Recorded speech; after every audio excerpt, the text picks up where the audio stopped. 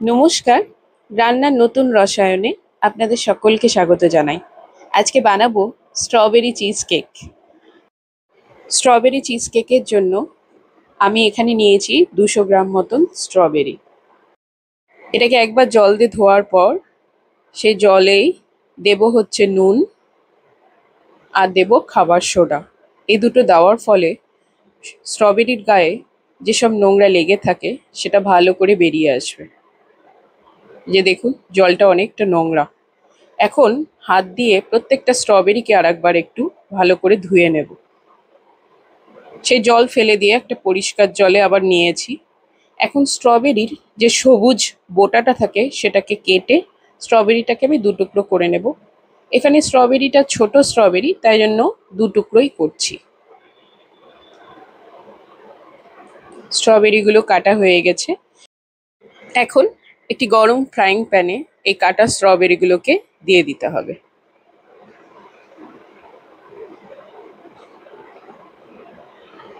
এবার এর মধ্যে দেব 2 চামচ ব্রাউন সুগার। আপনি চাইলে এমনি চিনিও দিতে পারেন। আমি এখানে ব্রাউন সুগারটা নিয়েছি। দিয়ে আস্তে আস্তে এটাকে নাড়তে থাকবো স্ট্রবেরিটা মেল্ট হওয়া অবধি। দেখুন স্ট্রবেরিটা অনেকটা গলে গেছে। স্ট্রবেরিটা আমাদের একদম রেডি হয়ে গেছে। এখন পরবর্তী পর্যায়ে যাই। এখানে আমি 10টা লোটাস বিস্কাফ বিস্কিট নিয়েছি। আপনি চাইলে অন্য বিস্কিটও নিতে পারেন। এটাকে ভালো করে গুঁড়ো করে নেব।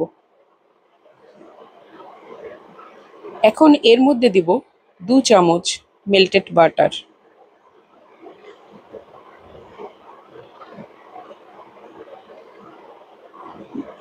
ভালো করে বাটারের সাথে বিস্কিটের গুঁড়োকে মিশিয়ে নিতে হবে।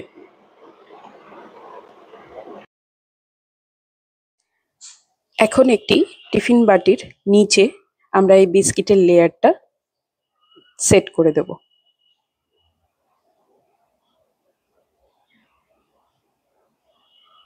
ভালো করে সেট করে দেওয়ার পর টিফিন বক্সের ঢাকা লাগিয়ে এটা ফ্রিজে 10 মিনিটের জন্য রেখে দেব।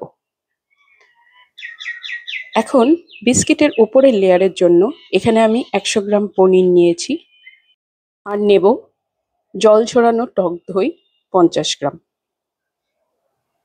সাথে নেব 2 চামচ মধু। এখন দই, পনির ও মধুকে আমরা মিক্সিতে একটা স্মুথ পেস্ট করে নেব। এবার আমরা যে বিস্কিটের লেয়ারটা সেট করেছিলাম সেটার ওপরে আমাদের এই দই পনিরের এই ব্যাটারটা ভালো করে স্প্রেড করে দেব। এখানে চিজ, ক্রিমের ব্যবহার করা হয়, কিন্তু আমি একটু হেলদি করার জন্য চিজ ও ক্রিমের বদলে দই ও পনির ব্যবহার করেছি।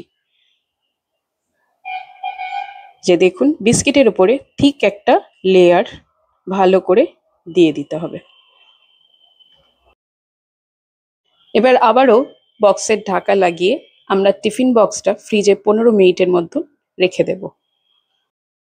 এখন ফ্রিজ থেকে বের করে নেওয়ার পর আমাদের যে পনিরের লেয়ারটা আছে তার উপর আমাদের তৈরি করে রাখা স্ট্রবেরি জেলিটা ভালো করে স্প্রেড করে দেব।